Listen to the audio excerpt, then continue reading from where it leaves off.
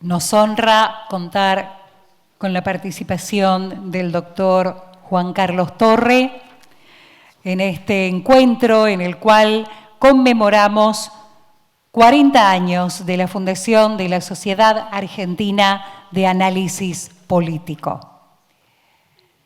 Les recordamos que nuestro hashtag es 40 con números SAP. El doctor Juan Carlos Torre brindará la conferencia Consideraciones sobre el impulso igualitario como eje de la sociabilidad política argentina.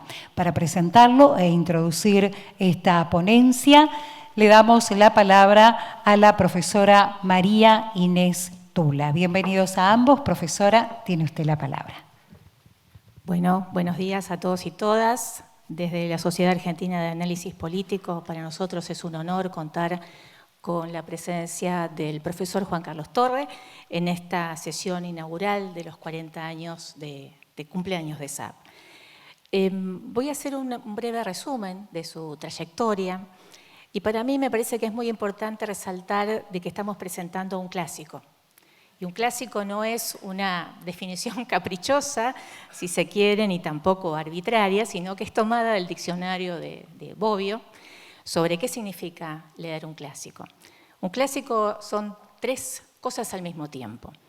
Por un lado, un pensador que es considerado un intérprete auténtico y único de su propio tiempo, cuya obra es adoptada como un instrumento indispensable para comprenderlo. Segundo, un autor que es siempre actual, porque cada generación tiene la necesidad de releerlo y releerlo para poder interpretarlo. Tercero, un estudioso que ha construido modelos de análisis que sirven continuamente para comprender la realidad, incluso una realidad distinta de aquella que ha vivido y ha estudiado. Todo eso es un clásico, todo eso es el profesor Juan Carlos Torre, pero también me parece importante hacer un breve repaso, muy breve, sobre algunas de las obras que él nos deja. Para los más jóvenes que hay aquí, estudiantes de ciencia política, el profesor Juan Carlos Torre es quien logró en un libro grande de 540 páginas, se convierte en un bestseller hace muy poco tiempo, uno de los libros más vendidos, que es Diario de una temporada en el quinto piso, que relata básicamente cómo funciona un gobierno en una sociedad donde paradójicamente pareciera que no arrastra multitudes ese tema. Para los no tan jóvenes, Juan Carlos Torre es el padre de dos términos o nociones sobre la política partidaria argentina, acuñados hace más de 20 años, pero de sorprendente actualidad.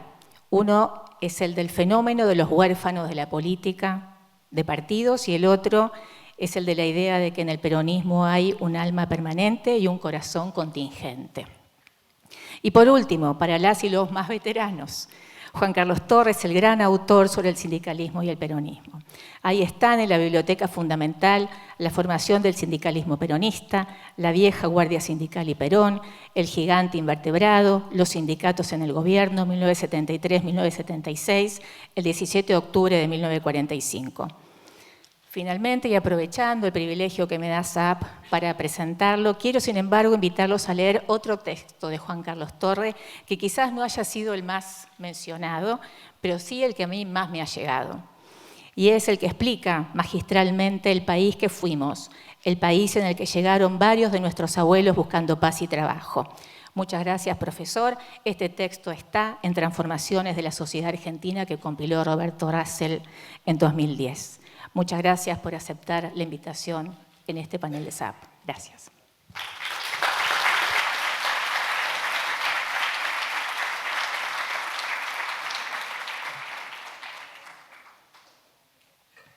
Comienzo, como corresponde, agradeciendo la invitación. Sigo identificándome con Daniel Filmus, al definirme también como un primo hermano de esta asociación de politólogos. Yo vengo de la sociología, aunque he sido bastante polivalente. Y con esos títulos les voy a proponer una reflexión. una reflexión sobre lo que yo entiendo y valoro como un componente clave de la sociabilidad política argentina: el impulso igualitario. Esto es, no voy a hablar de instituciones políticas ni de política. Voy a hablar de la sociabilidad política argentina. Y para comenzar a hablar, permítame una anécdota personal. Yo me pasé buena parte de los años de la dictadura fuera de la Argentina. Pero en 1971 vine por acá. Estuve unos meses. Y como tenía amigos exiliados en México, tomé el avión para ir a visitarlos. El avión salió de acá, pero al llegar a Lima, el capitán dijo: vamos a hacer una escala técnica en el aeropuerto Jorge Chávez. Media hora, no más. Les invito, por lo tanto, a bajar. Y lo que hicimos, y me dirigí al aeropuerto. Y en el aeropuerto me dirigí al mostrador y pedí un café. Me sirvieron el café. Tomé el café. Pagué el café. Y comencé a caminar otra vez de vuelta al avión para subir en la escalerilla. Y dije: aquí pasó algo raro. Tuve un shock. Y mientras me hacía la pregunta, enseguida me hice la respuesta. ¿Cuál? En esa interacción breve, quien me servía no me había mirado a los ojos. Yo venía de un país, de una ciudad, donde quienes sirven miran directamente a los ojos. Y eso fue toda una novedad para mí. Salí de la Argentina por fin. Conocía otras latitudes. Venía de un país en donde los de abajo miran directamente a los ojos a los que están arriba. He ahí el gesto que condensa, lo ha destacado el historiador Oscar Terán, la marca registrada de la Argentina comparada con el resto de los países del continente. Esto es el igualitarismo. Esto es esa actitud que tienen los argentinos de ser y sentirse iguales.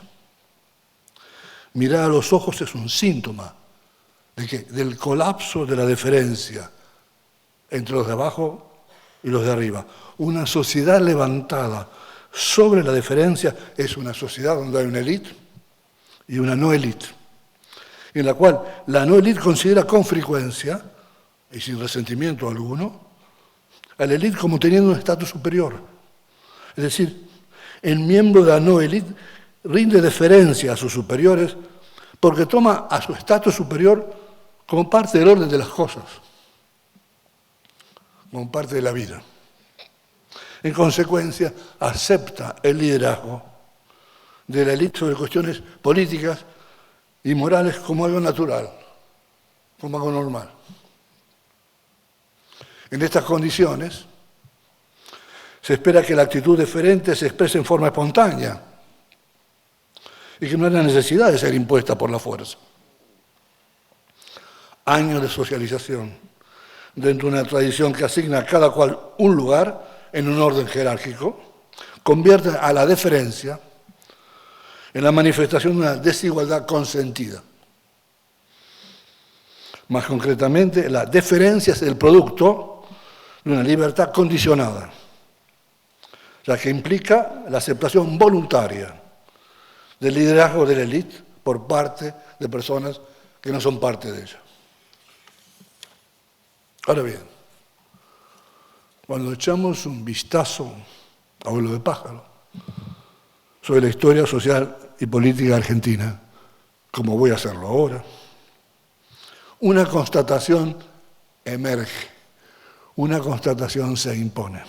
Argentina no fue una sociedad propicia para que arraigara en ella la deferencia y que ésta llegara a convertirse en la matriz de la psicología social de los argentinos. Para justificar esta afirmación, leeré a continuación varias postales históricas de la Argentina de Buenos Aires de fines del 19, que he podido tener acceso a ellas gracias a la generosidad de mi amigo el profesor Fernando Roche. Y comienzo con una primera de ellas.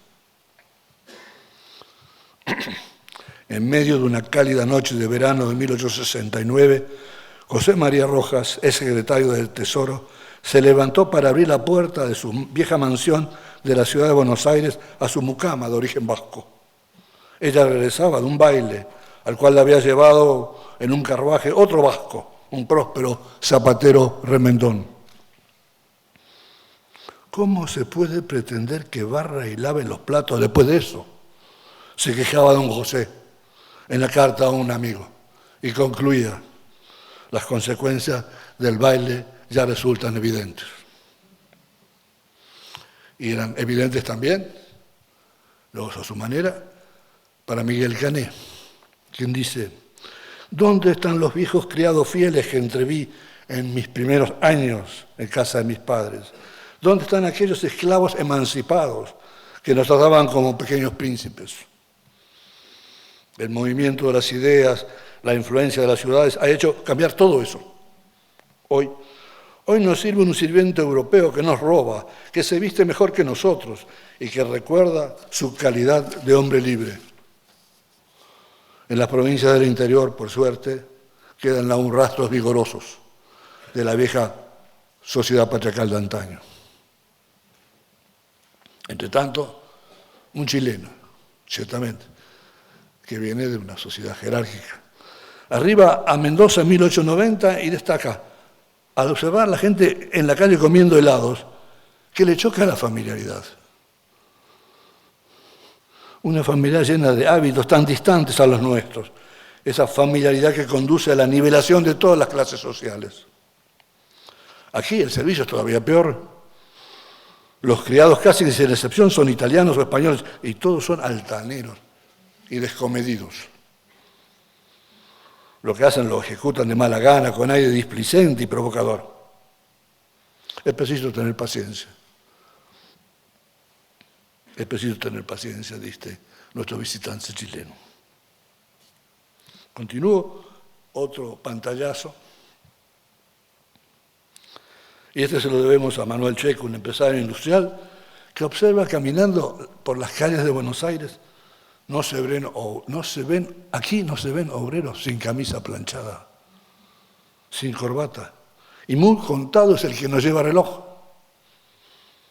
También es común ver a las jóvenes operarias de las fábricas, como las cocineras y mucamas, de las casas de familia, calzadas con zapatos de charol.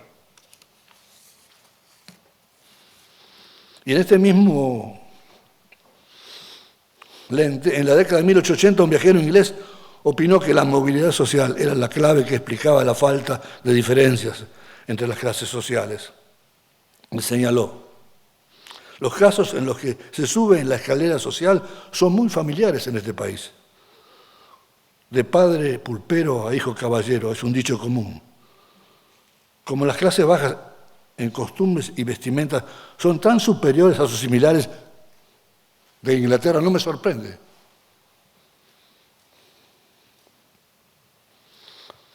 La posición elevada acoge con facilidad a los recién llegados, concluye este visitante, que no será el único. En cambio, sí tenemos uno que viene de España, Federico Raola, que dice: uno de los rasgos más salientes de Buenos Aires es que no se advierte gente en las calles. Los obreros no usan la indumentaria típica que los hace resaltar en las calles de nuestras ciudades. No usan ni blusas ni gorras como se ven en Barcelona y en París. Y Julio Costa, diputado, en 1914, dice: no puede haber lucha de clases en este país, ya en el límite de su entusiasmo, porque no hay clases, dice. Y la prueba de que no hay clases, es que en las calles no hay blusas, ni siquiera levitas, no hay más que sacos. Y el saco El saco es el símbolo de la sociedad moderna y americana, en contraposición a la sociedad europea, más hierática, más escalonada.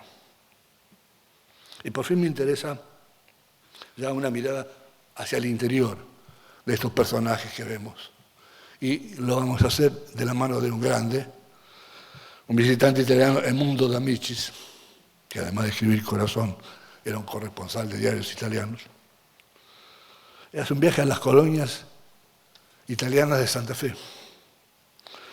Yo ya no reconocía en ellos a los campesinos piamonteses. Es una transformación sorprendente la que se ha producido. Las ropas, los rostros siguen siendo aquellos, pero todo el resto ha cambiado. Los rostros mismos tienen un no sé qué de más abiertos, de más simpáticos. Los modos eran más sueltos y más cordiales.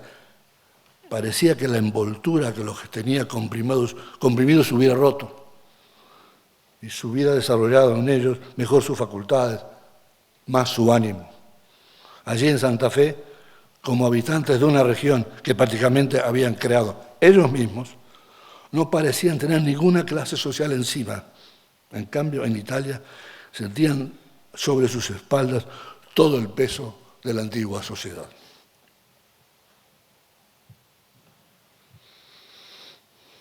Con esta perspectiva es Sarmiento el que se suma a la visión de estos inmigrantes y nos va a decir lo siguiente: se los ve desembarcar atravesando en silencio las calles de Buenos Aires.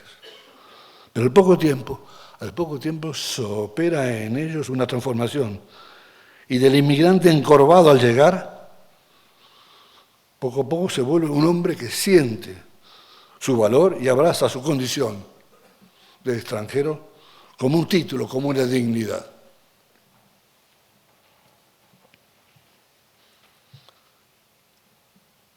Entre el lamento y el reconocimiento tenemos también otra postal que habla del regocijo. Y esto se lo debemos a Martín Tau. Martín Tau, un hombre de negocios norteamericano que llega a Buenos Aires a montar una empresa. Llegó sin expectativas especiales, como escribió en sus memorias. Al salir de Río de Janeiro quería dirigirme a otra ciudad latina, con las mismas costumbres, que la gente se parecieran. Pero qué sorpresa. La capital argentina le habría de parar muchas sorpresas, y la primera de ellas fue el encuentro con, cito, el vigilante de la esquina de Florida y Corrientes, a quien me dirigí para preguntarle a dónde quedaba Avenida de Mayo. Él me miró y me respondió con ese tono brusco del policía neoyorquino irlandés, muy lejos ciertamente de la humildad benevolente del negrito estacionado en la avenida Río Branco de Río de Janeiro. El asombro de todo fue suficiente para que tomara una decisión. Ya está, me quedo acá, me enamoro de Buenos Aires. Termino aquí estas citas postales y, partiendo de la trayectoria social que nos ofrecen estas postales, voy a dar un paso más para decir que la alta movilidad social que caracterizó a gran parte de la sociedad argentina a partir de finales del siglo XIX influyó sobre la mentalidad de la población. Nos lo dice Gino Germani, que sostuvo al respecto: solamente aquellos que no conocen el clima social y moral que acompaña a las sociedades verdaderamente cerradas, como buena parte de las sociedades de América Latina, pueden desconocer el impacto de la movilidad social. La Argentina que emergió de esta experiencia fue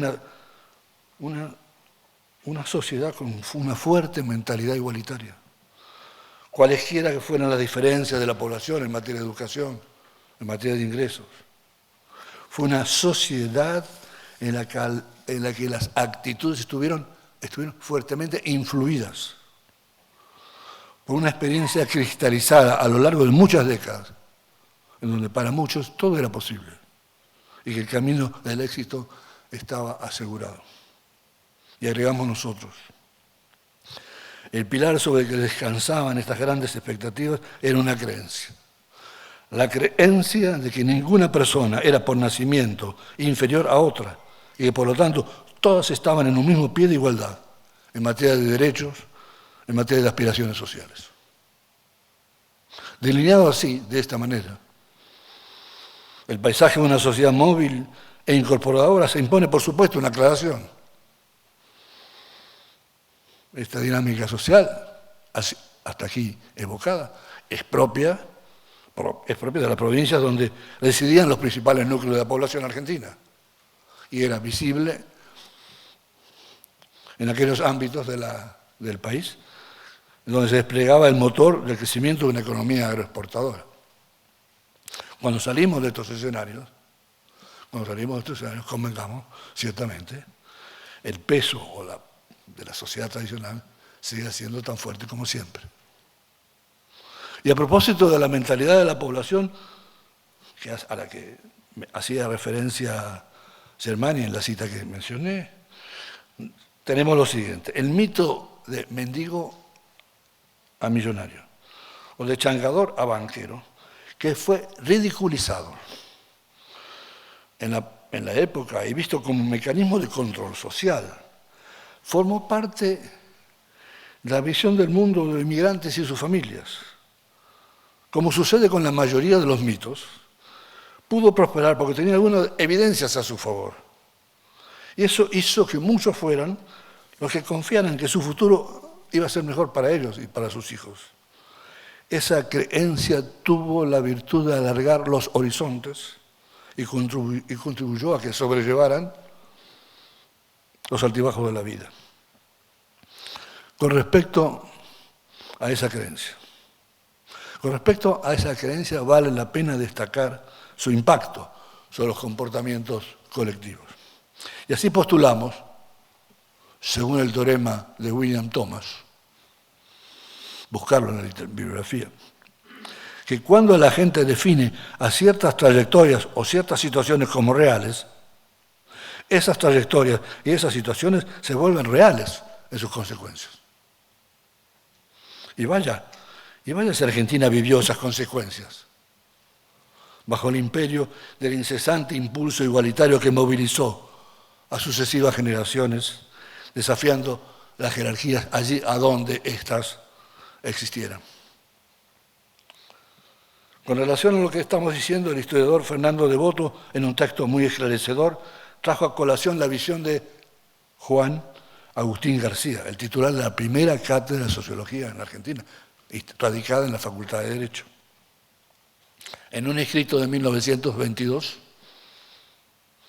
Juan Agustín García vinculó este cuestionamiento de las jerarquías, según sus palabras, al triunfo del viejo aforismo criollo que late en el fondo del alma popular: Naides es más que Naides.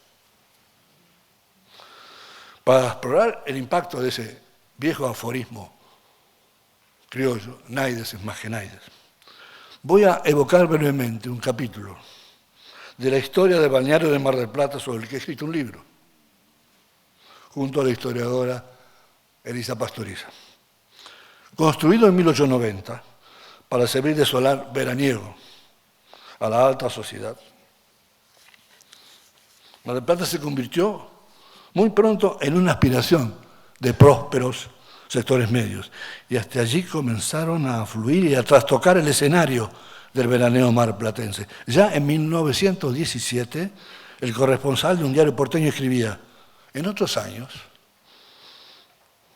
cuando Mar del Plata era el centro de unas pocas familias adineradas, la presencia de una persona que no formara parte de ese núcleo llamaba la atención. Ahora la situación ha cambiado. Y llega aquí todo el que tiene deseo de hacerlo y se encuentra a gusto sin llamar la atención. Digo, la creciente visibilidad de los nuevos veraneantes introdujo un motivo de preocupación extraordinario: que Mar del Plata se democratizara. Y más extraordinario es la consigna de la asociación creada por los hoteleros y comerciantes de Mar del Plata, en una campaña por la democratización del balneario, de 1928. ¿De qué país estamos hablando? Sus efectos potenciaron el flujo de nuevos veraneantes. Que los tiempos estaban cambiando lo certificó un artículo publicado en 1928. En él leemos: hace algunos años, si a cualquiera se le hubiese ocurrido hablar del gran balneario argentino como un lugar de fraternización democrática, donde se confunden las clases sin molestarse, se lo habría calificado de tonto. Entonces era una verdad admitida que Mar del Plata era como una perla ofrecida por el Atlántico a los aristócratas, a los magnates. Hoy, semejante afirmación sería sencillamente ridícula, absurda. Mar del Plata hoy día es el balneario del potentado, del empleado, de todo aquel que quiere venir. Podría discutirse la justeza de este diagnóstico,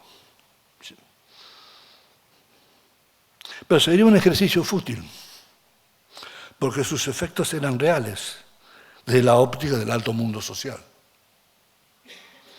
Porque por entonces varias familias del alto mundo social comenzaron a abandonar en favor de los nuevos veraneantes la playa Bristol, que era el sitio tradicional del balneario, de la vida elegante del balneario, e iniciaron su éxodo hacia Playa Grande. La comisión formada por los hoteleros y comerciantes pudo proclamar entonces: Mar del Plata ha cambiado y se está poniendo a tono con las prácticas democráticas que deben ser la norma en nuestras costumbres. Estamos hablando de 1932. No traicionaríamos el espíritu de ese veredicto si lo describiéramos y señaláramos que Mar del Plata se estaba poniendo a tono con el viejo aforismo criollo: naides es más que naides. Durante los años 40 y 50, pegamos un salto en esta cabalgata por la historia argentina, la escasa vigencia de un orden jerárquico que era tan típica de la Argentina, ya no fue el resultado de un proceso social molecular.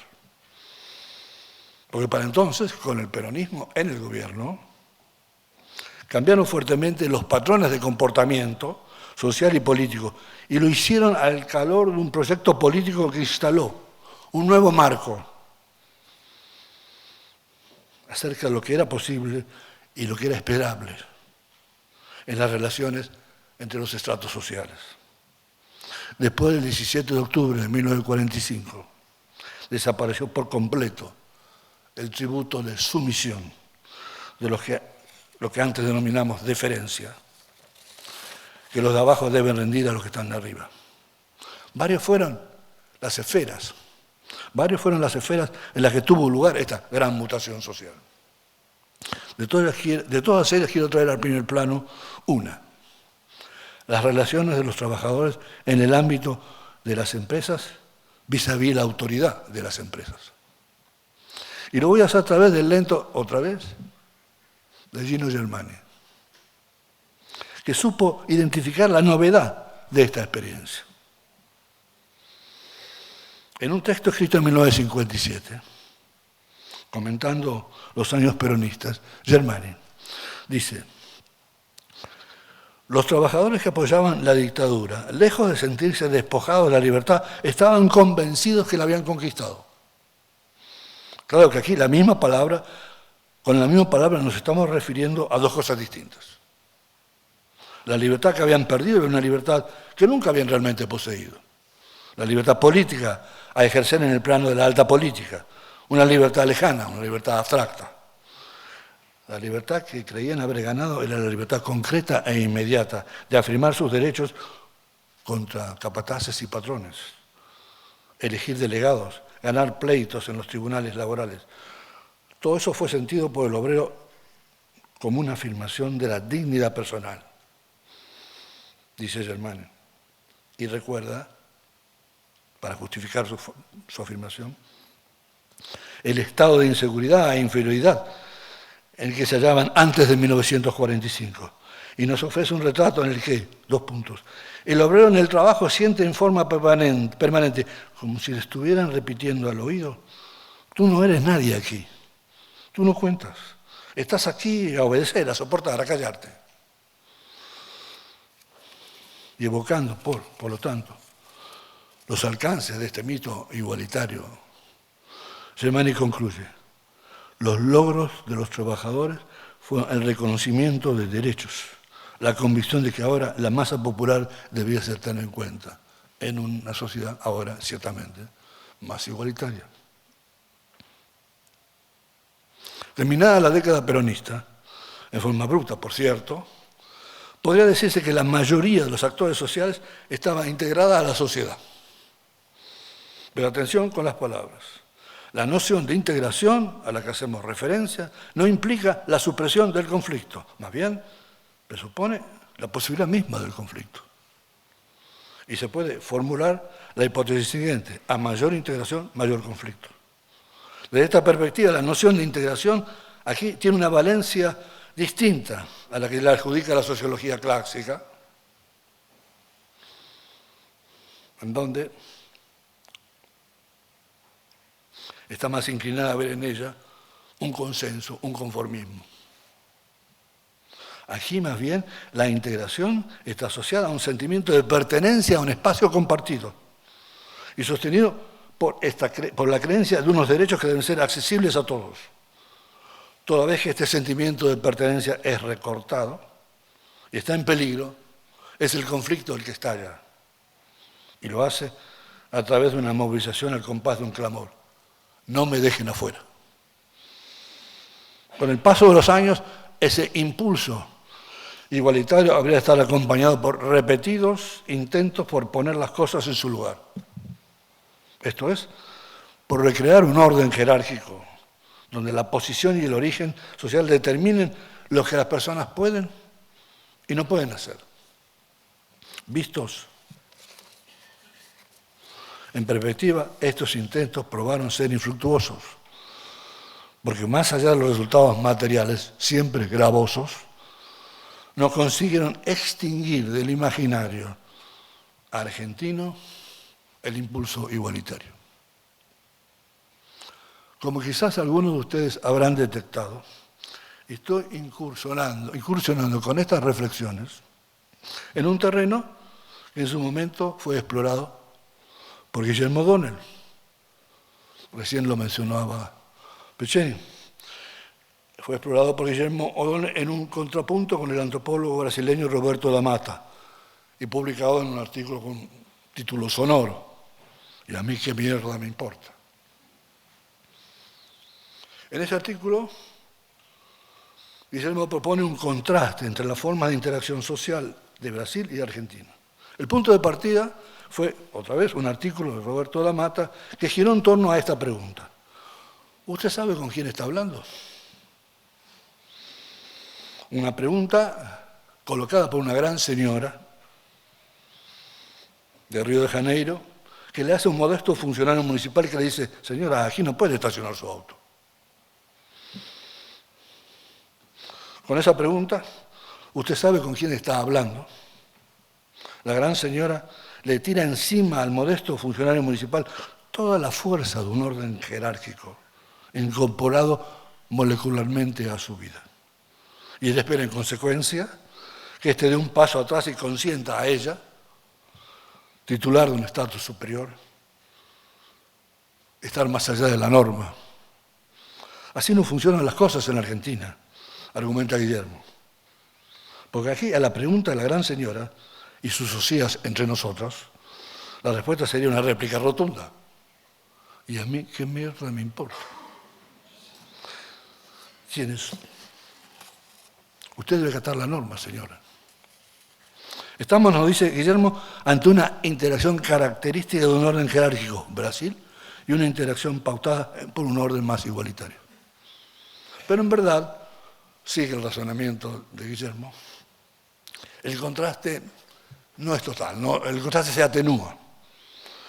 Porque el interpelado por la gran señora en Argentina no niega la existencia de una jerarquía, sino que, en definitiva, termina ratificándola, ciertamente en forma desafiante, y manda la mierda a su presunto superior.